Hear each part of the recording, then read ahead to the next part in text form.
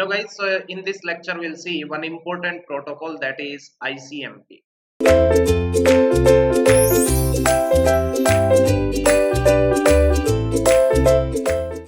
Okay, let us begin with the next protocol, that is network layer protocol, that is ICMP. ICMP stands for Internet Control Message Protocol. This one is very important for Gatepoint also, isn't it? So in we can say that network layer, let's say this is your network layer and IP protocol is the heart of the network layer, and here in the starting itself we can say that ICMP protocol will be applied, isn't it? Internet Control Message Protocol, isn't it? So mainly we can say that ICMP is used for error handling at network layer, or we can say that for feedback messaging, isn't it? So we can say that here in the network layer we can say that errors are handled with the help of ICMP protocol, isn't it? So that is the main use. In the last lecture we have seen BOOTP and DHCP. DHCP stands for dynamic host, we can say that configuration protocol, isn't it?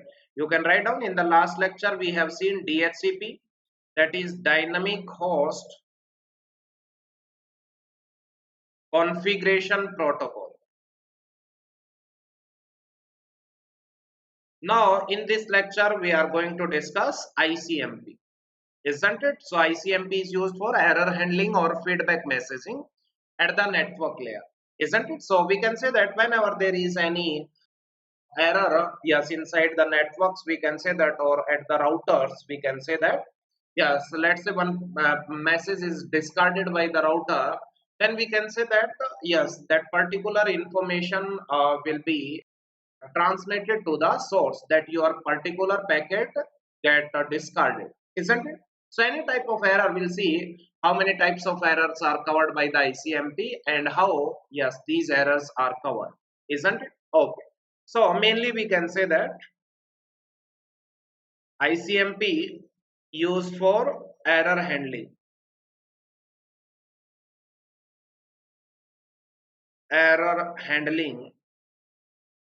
or feedback messaging.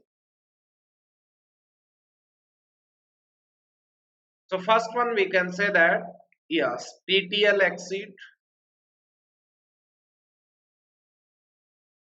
Next one, parameter problem. Third one is source quench. Source quench. Fourth one is source redirect.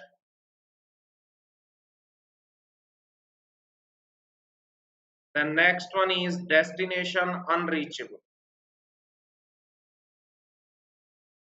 Destination unreachable. So all in these cases we can say that ICMP is used. How it is used we'll see one by one, isn't it? Okay, let us consider, let's say, okay, first one, TTL exit. So I already explained during the IP header what is TTL, time to leave, isn't it? So let's say this is one source, various routers are there in between, let's say, and let's say this is destination. So any packet will be transmitted by the source, let's say, and let's say one TTL value, let's say 10 is fixed or 16 is fixed, whatever it is. So because of some mistakes, we can say that in the routing table entries, let's say this packet will move to this particular router. Let's say this is router R1, this is router R2, this is our router R3, this is router R4. So because of some mistakes in the any entries in the routing table, not in the algorithm. So because of some mistake in the routing table entry, Yes, there is a possibility that this particular packet may go in the loop, isn't it? Let's say R1 transmitted to R2, R2 transmitted to R3, R3 transmit to it R1, and so on. So every time we can say that TTL value will be decreased by one, by one, by one. After that, we can say that let's say here TTL value becomes 9, here it becomes 8, here it becomes 7, here it becomes, we can say that let's say 6, then it becomes let's say 5, then it becomes let's say 4, then it becomes 3, then it becomes 2, then it becomes 1, and here it becomes 0. So whenever TTL value becomes 0, then yes, a router will discard this particular packet, but before that, yes, the source IP address will be taken by the ICMP protocol, and ICMP protocol will inform to the source that your this particular packet with this IP address get discarded, isn't it? Your packet get discarded, isn't it? So you can retransmit that particular packet, isn't it? So that is, we can say that TTL exceed. So here ICMP will send TTL exceed message to the source that your packet is discarded because of, yes, TTL value becomes 0, isn't it? Or TTL get exceeded, isn't it? So that is the first one. In this manner, whenever TTL get exceeded, then we can say that yes, ICMP will come into the action and will reply or will inform to the source, isn't it? Next one, let's say. Second one is parameter problem. Parameter problem. Here what happens? We can say that in parameter problem. Here we can say that in parameter problem, let's say this is source, one router, let's say R1, another router, let's say R2. Yes, let's say this is another router, this is let's say R3, isn't it? Yes, let's say so parameter problem means what? Let's say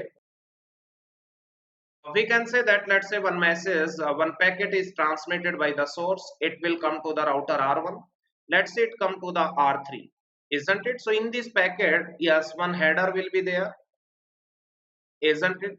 And we can say that at that header we can say that one checksum field will be there. So for header, checksum will be calculated. If there is any changes in the, we can say that whenever checksum is calculated, then received checksum must be equal to calculated checksum, otherwise there is some error.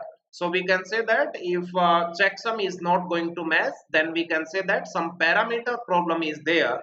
So router R3, yes, we can say that whenever R3 get this particular packet, checksum will be calculated and that checksum will be matching with the received checksum. So we can say that if both are not matching, then R3 will discard this particular packet. But before discarding this particular packet, ICMP will take the source IP address from that particular packet and will inform to the source that some kind of parameter problem is there.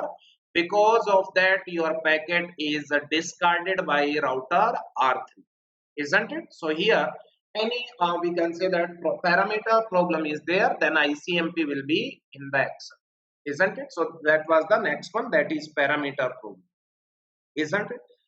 Let's say one more example of this one. Let's say this packet, we can say that if some route is fixed, let's say in this packet, that this packet must follow this route R1, after that R2, isn't it, and so on. Let's say that is the strict, we can say that routing, in which let's say the path is, we can say that already decided for this particular packet, that this packet must go to the via R1, R2, and so on. But let's say if this packet is going to the, we can say that in this path R1 followed by R3, then R3 will check that the route mentioned in the packet is via R2, but this packet is going via me, then we can say that some kind of error is there. That means some parameter problem is there, isn't it? Now ICMP will inform about this particular problem to the source, isn't it? I hope this one is clear to everyone. Next one, third one is source quench. What is the meaning of source quench? Let's say this is source, various routers are there, R1, then let's say router R2, then let's say R3, and let's say that is destination. Sometimes what happens, let's say yes, packets are incoming to the router R3 at very high speed, but R3 is little slow, he cannot process the packets fastly. Let's say various packets are coming to the R1 and the processing of R3 is little slow. So what will happen? Yes, after some time at R3 congestion will be there. Yes, we can say that congestion means memory will not be sufficient. So after that particular point, if any packet will come, then R3 will discard them, isn't it? Because R3 don't have any space, isn't it? Okay. So in this manner, we can say that before discarding the packet, we can say that yes, ICMP will come into the action. ICMP will take the source IP address from those packets and will, we can say that, inform to R2, then R1 and source, isn't it? That yes, we can say that you are transmitting the packets at very high rate and R3 cannot accommodate those packets at this speed. So please, we can say that decrease the speed of transmission, isn't it? That means a source will get to know, yes, I am forwarding the packets very fastly. So some congestions are there at the router. So next time source will, we can say that, transmit the packet slowly, isn't it? So in this manner, we can say that these type of problems can be handled, isn't it? Okay, that is source quench, isn't it? Next one is source redirect. Source redirect. What is the meaning of source redirect? Let's say this is source, one router R1, another router is there, let's say R2. Here one router is, let's say, R3. Here we can say that one router is R4. Let's say this is destination, isn't it? Okay. Let's say one packet is transmitted by the source. This packet will come to the router R1 and let's say this will come to the router R3.